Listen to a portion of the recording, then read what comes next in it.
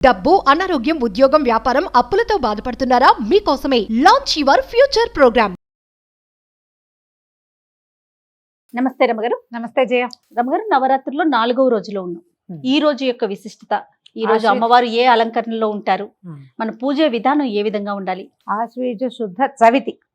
ఈ చవితి 4వ రోజున సాధారణంగా మనం కాత్యాయని పూజ చేసుకుంటారు. అయితే మనకి కనకదుర్గ దేవాలయంలో విజయవాడ ఇంద్రకీలాద్రి మీద మహాత్రిపుర సుందరి అవతారం వలేస్తారు ఈరోజు. ఈ మహాత్రిపుర సుందరి అంటే అమ్మవారు అటు ఇటు సచామర రమావాణి సవిదక్షిణ సేవిత శివకామేశ్వరాంకస్థ శివ స్వాధీన వల్లభ ఈ స్వరూపాల్లో కనపడుతుంది. లలితాదేవి అనగానే మామూలుగా మనం ఎక్కడ కనపడతారు, ఏదైనా ఫోటోలో చూసేసరికి పరమేశ్వరుడు పడుకుని ఉన్నట్టు, ఆయన అంకం మీద తొడల మీద ముళ్ళో అమ్మవారు కూర్చుని ఉన్నట్టు, అది కూడా ఏమిటి ఇట్లా స్థిమితమైన రూపంతో పాశాంకుశాలు ధరించి, తర్వాత ఏమో చెరుకు విల్లు ధరించి, పుష్పబాణాలు ధరించి స్థిమితమైన ప్రశాంతమైన స్వరూపంతో కనిపిస్తుంది. చతుర్భుజిగా కనపడుతుంది అమ్మవారు. ఈ స్వరూపంలో ఉన్న అమ్మని ఈ రోజున మనకి కనకదుర్గ దేవాలయంలో చూపిస్తారు స్వరూపం. అయితే అమ్మవారిని మనం కాత్యాయని వ్రతం అని చెప్పుకుంటాం ఈ రోజున. ఈ కాత్యాయని వ్రతం ఏంటంటే శ్రీకృష్ణుణ్ణి భర్తగా పొందటానికి గోపికలు ఆచరించిన వ్రతంగా చెప్తారు. ఈ చతుర్థి నాడు మన త్రిపుర సుందరి అవతారమైనా వేసుకోవచ్చు, చెప్పుకోవచ్చు అమ్మవారిని, లేదా కాత్యాయనిగా కూడా చెప్పుకోవచ్చు. ఎవరైనా వివాహం కావాల్సిన కన్యలు ఉంటే ఇంట్లో వాళ్ళతోటి కాత్యాయని వ్రతం, కాత్యాయని కథ చెప్పుకోవటమే. కాత్యాయని దేవి ఆమె స్వరూపంతో ఆమె కూడా ఇలా పాశాంకుశాలు తర్వాత ఏమో పుష్పబాణ హస్తగానే కనపడుతుంది. ఆమె స్వరూపం కూడా ఇలాగే కనిపిస్తుంది. అయితే ఇక్కడ మహాత్రిపుర సుందరి అని ప్రత్యేకంగా చెప్తారు. పులిహోరని నివేదనగా ఇస్తారు అమ్మవారికి. బాగా అంటే మంచి కలర్ఫుల్గా ఉండాలన్నమాట పదార్థం, పసుపచ్చగా పచ్చటి పదార్థాలు. అమ్మవారికి మనం వేసుకున్న పసుపచ్చ లాంటిది కానీ, పసుపు కానీ, ఆ తర్వాత నారింజ రంగు ఆరెంజ్ కలర్ కానీ, బాగా రిచ్ దట్టమైన నారింజ రంగు కానీ ఆ వస్త్రాన్ని సమర్పించవచ్చు. అయితే ఇప్పుడు కాత్యాయని వ్రతం గురించి చెప్తాం. కాత్యాయని వ్రతం గోపికలట, ఈ గోపకులంలో పుట్టిన ప్రతి కన్య శ్రీకృష్ణుడినే భర్తగా కావాలని కోరుకునే వాళ్ళట. ఈ భర్తగా కావాలి అంటే ఇది ఒక గోపిక కృష్ణుడు, ఒక స్త్రీ ఒక పురుషుడుగా చూడకూడదు. ఇప్పుడు గోపకులంలో పుట్టిన వాళ్ళందరూ కృష్ణుడికి మేనమరదళ్ళే అయ్యుండకపోవచ్చు. అందులో కొంతమంది బాబాయ్ కూతుర్లు, పింతల్లి కూతుర్లు కూడా ఉండొచ్చు. కానీ ప్రతి కన్యకకి భర్త కావాలి, కృష్ణుడే కావాలని, అలాంటి వాడు కావాలనిపిస్తుంది. మనం దీన్ని ఎట్లా చూడాలంటే ప్రతి మానవుడికి, ప్రతి జీవికి భగవంతుడు కావాలి. ప్రతి గోపిక ఒక జీవాత్మ, ప్రతి జీవాత్మకి పరమాత్మలో లీనం అవ్వాలని ఉంటుంది. అదే దీని గతి. నీకు తెలియని తెలియకపోని కొన్ని జీవులకి, కొన్ని జీవాత్మలకి తెలుస్తుంది, నేను కాదు, నేను ఇక్కడ ఉండవలసిన వాడిని కాదు, ఈ శరీరం నాది కాదు, నేను భగవంతునిలోని ఒక అంశస్వరూపాన్ని, నాలోనే పరమాత్మ ఉన్నాడు, నన్ను నేను కాదనుకుని భగవంతునిలో నేను ఐక్యం అవ్వాలి అని ఒక ప్రాణికి తెలియచ్చు, ఒక జీవికి అర్థమవుతుంది. చాలామందికి అది అర్థం కాదు. ఏదో పరిగెడతాం, ఏదో చేస్తాం, వెంపర్లాడతాం, ఏదో కావాలనిపిస్తుంది. అది ఏమిటో అల్టిమేట్ గోల్ ఏమిటో అసలు మనకు తెలియదు. ఆ గోల్ తెలుసుకునేదాకా ఈ ప్రయాణం నడుస్తూ ఉంటుంది. మనం మళ్ళీ పుడుతూ ఉంటాం, మరణిస్తూ ఉంటాం. ఇక్కడ చేసిన పాపాలో పుణ్యాలో వీటి వల్ల ఇంకొంచెం ఉత్కృష్టమైన జన్మ వస్తుందో, కొంచెం నికృష్టమైనది వస్తుందో, ఏదో మనం చేసిన కర్మానుభవాన్ని బట్టి జనన మరణ చక్రం తిరుగుతూ వెళ్ళి ఎప్పుడో ఒకప్పటికి ఇది నేను కాదు అనేది అర్థమవుతుంది. ఆ అర్థం కావాలంటే గోపికలు భగవంతుడిని భర్తగా కావాలని భావించినట్టుగానే మనకి భగవంతుడు కావాలని భావించాలి. ఆ రకమైన తెలివిడి, లోపల తెలివి కావాలంటే ఇలా ఆరాధన చేయాలి. కాత్యాయనిని ఆరాధిస్తే మనకి పరమాత్మకి ఉన్న తేడా ఏమిటి? ఎక్కడ భేదం లేదు. మనలో ఉన్నవాడు పరమాత్మే, ఈ జీవాత్మ స్వరూపంలో ఉన్నవాడు ఆయనేనని మనకు అర్థమవుతుంది. ఆ అర్థం చేసుకునే తెలివిని సంపాదించుకోవటం కోసం ఈ రోజున త్రిపుర సుందరి అవతారంలో ఉన్నటువంటి కాత్యాయనిని పూజించాలి. చక్కటి కమ్మటి పులిహోర చింతపండుతోటి తయారు చేసి, రుచికరం చూడ్డానికి ఎంతో పంచవర్ణాలతోటి ఎట్లా కళగా కనపడుతుంది. పులిహోర అనగానే అందంగా ఉంటుంది. అవును. ఇంత చిత్రాన్నాన్ని అమ్మవారికి నివేదన చేయాలి. ఈ కాత్యాయనికి ప్రత్యేకంగా చెప్తారు ఎర్రటి పువ్వులతో పూజ, ఎర్రని గాజులు సమర్పించటం, కుంకుమ సమర్పించటం, ఎక్కువ మంది ముత్తైదువులకి ఈ రోజున మనం పూజించటం. మామూలుగా కన్యగా పూజ ప్రతిరోజు చేసుకుంటాం, ఏదో ఒక కన్యని తెచ్చుకుంటాం. ప్రతిరోజు ఒకే రకం కన్య దొరికినా మనకి 4 ఏళ్ల పిల్లలే ఉన్నారు మన బిల్డింగ్ నిండా. మనం వయసులు చెప్పుకున్నాం కదా, 2 నుంచి 9 దాకా. అంటే ఓ రోజు 2వ అమ్మాయి 2 ఏళ్ళది, ఓ రోజు 3 ఏళ్ల పాప, ఓ రోజు 4 ఏళ్ల కన్య దొరుకుతుంది, దొరకదు. ఒకే వయసు వాళ్లే ఉన్నప్పటికీ కూడా అదే మన ప్రాప్తం అనుకుని రోజుకొకళ్ళకి పెట్టుకోవచ్చు. ఏం చేస్తారు అమ్మగారి పిల్లలకి? కన్యకి ఎలాంటి పూజ చేస్తారు? కూర్చోబెట్టటము, పాదాలకి ముందు కాళ్ళు కడిగిస్తాం, కాళ్ళు కడిగించి కూర్చోబెట్టి కాళ్ళకి పసుపు రాసి, పారాణి పసుపు సున్నము కలిపితే పారాణి తయారవుతుంది. అవును, కాళ్ళకి పసుపు రాయటం, పారాణి పెట్టడం. ఒట్టి పారాణి పెట్టకూడదు, పసుపు రాసిన పాదాలకి పారాణి పెట్టడం. తర్వాత కుంకుమ, తర్వాత కాటుక, బుగ్గన ఒక చుక్క, తర్వాత తల ముడవటం, జుట్టు ఉంటే చక్కగా దువ్వి కాసిన పువ్వులు పెట్టడం. అమ్మవారిని అలంకరించడమే ఇది. అలంకారం అయిన తర్వాత ఒక పీట మీద చక్కగా పొద్దుగా కూర్చోబెట్టి ఏదైనా తినడానికి పెట్టడం. మనం ఆ రోజు అంటే ఇది అమ్మవారికి నివేదన చేసిన ప్రసాదము పెట్టచ్చు, లేదా వీళ్ళకే భోగం ప్రత్యేకంగా తయారు చేసుకోవచ్చు. చేసి చక్కగా ఒక విస్తరి వేసి ఏదో ఒక పదార్థం చేయకూడదమ్మా. ఎప్పుడు కూడా 4 పదార్థాలు మనకు విస్తరి కళగా కనపడాలి. పిల్లలు చేయి విడిచి తీసుకునేలాగా చేయాలి. వాళ్ళకి నచ్చిన పదార్థం ఏదైనా. మన పక్కింట్లోనే ఒక పాపాయి ఉందనుకోండి, తనకి ఏమి ఇష్టము, కొంతమంది పిల్లలు బంగాళదుంపలు ఇష్టం, బంగాళదుంపల కూర, అన్నము, చారు, పెరుగు, కాస్త ఏదైనా తీపి పదార్థం. వాళ్ళు అవేమి తినరు, ఏదో ఉప్మా లాంటివి తింటారు, పులిహారే తింటారు పిల్లలు. చాలా మంది పులిహార కనపడుతుంటే పులిహారే తింటామంటారు. పులిహారతో పాటు ఒక పులిహార పెట్టకుండా దాంతో ఏదైనా తీపి పదార్థము, ఒక చిన్న బిళ్ళ పెరుగు, అన్నము, ఇలాంటివి తినిపించడం. ఆహారం తీసుకున్న తర్వాత చక్కగా మళ్ళీ బొట్టు పెట్టి బట్టలు పెట్టడం. ఏదైనా అలంకరణ సామాగ్రి ఉంటే పిల్లలకి సాధారణంగా ముందు అలంకరణ సామాగ్రి అన్నీ ఇచ్చి అప్పుడు భోజనం పెడతాం. ఆ తర్వాత తాంబూలం ఇచ్చాక కొంతమంది ఇష్టపడరు, కానీ హారతి ఇస్తే చాలా మంచిది పిల్లలకి. ఏ కన్యకైతే మనం పూజ చేసుకుందాం అనుకున్నామో, కన్యా పూజన చేస్తాం కదా, ఆమెకు ఒక హారతి ఇచ్చి తర్వాత ఆమె చేతికి అక్షింతలు ఇచ్చి అక్షింతలు వేయించుకోవాలి పిల్లతో. ఆ కన్యకతోటి మనం అప్పుడు కుమారి స్వరూపం, ఆవిడే బాలా స్వరూపంగా పెట్టుకున్నాం కదా, ఈ బాలా స్వరూపానికి నమస్కారం చేసుకుని తదుపరి జన్మల్లో అయినా నాకు భగవంతుడిని చేరే దారి, నీ దగ్గరికి వచ్చేసే దారి చూపించమని. ఇప్పుడు దసరా ఏ పండగల్లో అయినా కూడా మనకు దేవతార్చన ప్రధానాంశంగా ఉంటుంది. ఏ పండుగ అయినా వండుకోవటం తినడమే మన జీవిత ధ్యేయం అయినప్పటికీ ఖచ్చితంగా దైవారాధన ఉంటుంది.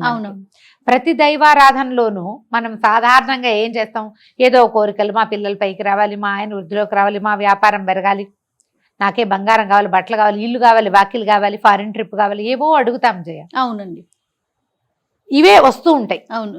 అయితే పండగలకి మనం ఎప్పుడైనా సరే ఈ రోజుల్లో ఇది కోరితే వస్తుంది అలాంటివి చెప్పం. ఇది ఇప్పుడు చేయాల్సింది అంతే. కోరికలతో సంబంధం లేకుండా నువ్వు కోరుకుంటావంటే ఎక్కడ ఏది కోరుతావో నీకు లభించాల్సింది లభిస్తుంది అంతే. కాకపోతే ఈ దైవారాధన ఈ సమయంలో ఇది చేయాలన్న నియమం ఉంది మనకి. ఇదే కన్యా పూజ మనకి ఎక్కడైనా సంవత్సరంలో చెప్పబడిందా? ఎక్కడ చూడమ్మా. చూడు, దానాలు ఉంటాయి, అన్ని దానాలు అన్ని పండగలకి దానం చేయండి చెప్తారు. అవును. కానీ విశేషించి కన్యా పూజ, శివాసిని పూజ ప్రత్యేకంగా చెప్పేది ఇప్పుడు దసరా పండుగల్లో. ఎందుకంటే ఇప్పుడు ఈ ఆద్యశక్తి యొక్క, చైతన్య శక్తి యొక్క ఇది అంటే బలం ఎక్కువగా ఉంటుంది, ఆమె ప్రసన్నత ఎక్కువగా ఉంటుంది. ఇప్పుడు ఈ ప్రసన్నత అంతా ఎందుకు మనకి? మనం ఏదో ఈ చిన్నవి మనకు కావాల్సిన మెటీరియలిస్టిక్ థింగ్స్ సంపాదించుకోవటము, తాత్కాలికమైన ప్రయోజనాలు ఇచ్చేది కాదు, శాశ్వతమైన ప్రయోజనాన్ని ఇవ్వగలిగే శక్తి ఉన్న రోజులు కాబట్టే ఈ నవరాత్రులు ప్రత్యేకంగా చెప్తారు. ఒక నవరాత్రి కాదు, మనకి 4 నవరాత్రులు ఉన్నాయి. 2 మనం ప్రఖ్యాతంగా చేస్తాం. గుప్త నవరాత్రులు మనం ఇప్పుడు చెప్పుకుంటున్నాం, కానీ అది అందరూ చేసేవి ఎక్కువగా అవలంబించేవి కాదు. అది ఎవరు చేస్తారు?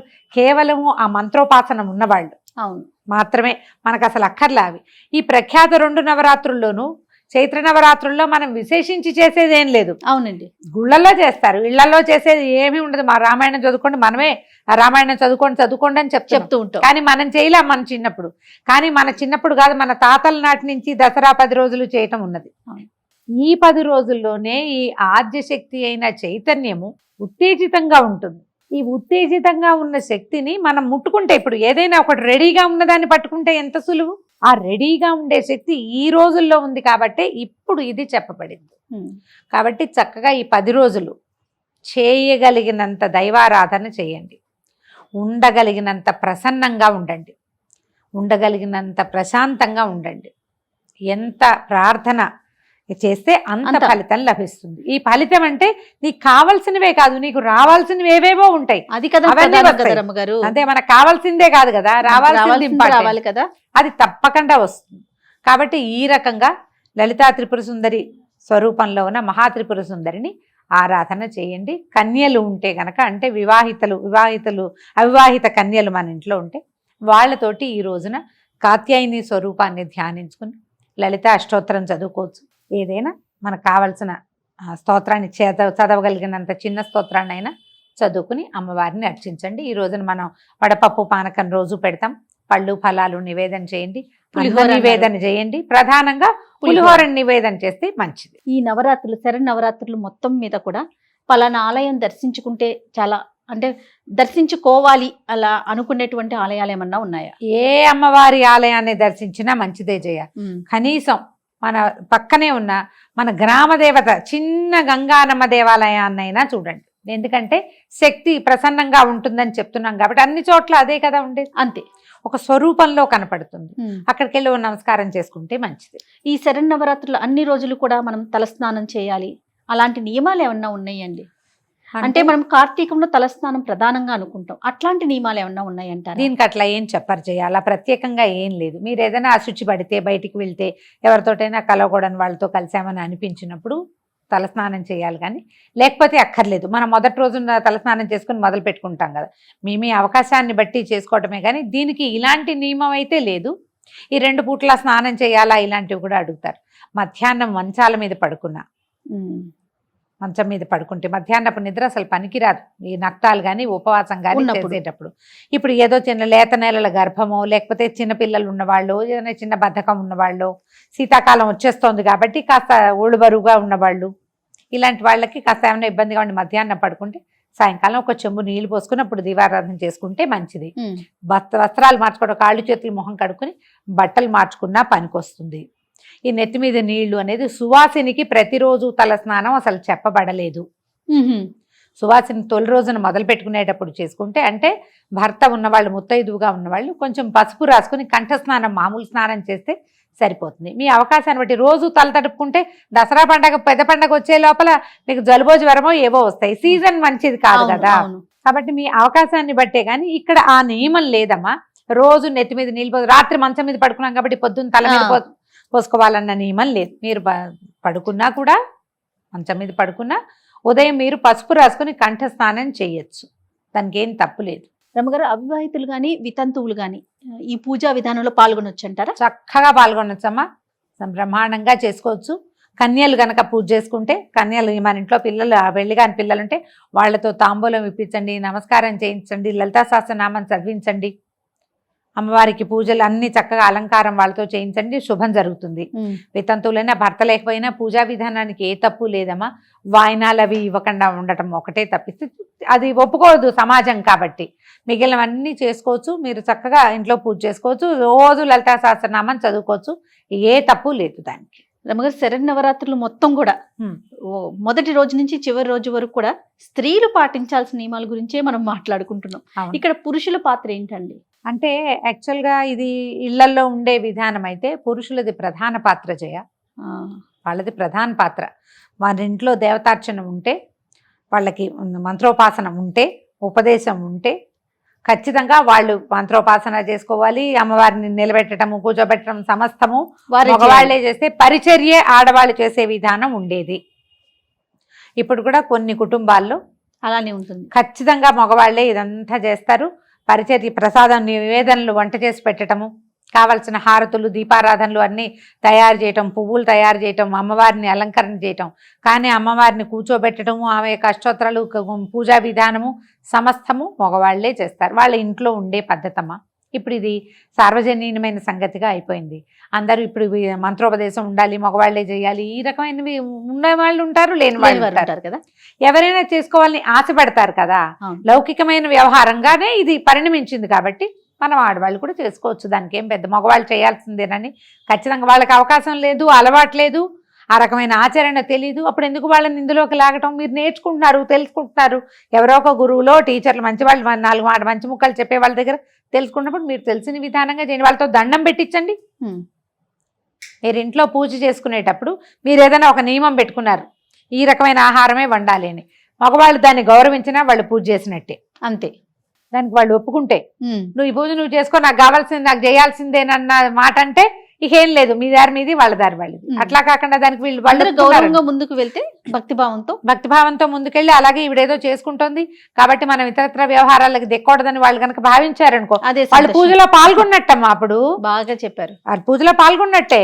వాళ్ళే దీపం పెట్టకపోయినా కూడా ఒప్పుకున్నారు కదా, ఒప్పించుకోండి. అంత మాత్రం పూజ చేయాల్సిందేనని పెట్టుకోకపోయినా ఇంత మాత్రం ఒప్పించినా కూడా వాళ్ళకి కూడా ఫలితం లభిస్తుంది తప్పకుండా. సంతోషం గారు. నమస్తే. నమస్తే చేయ.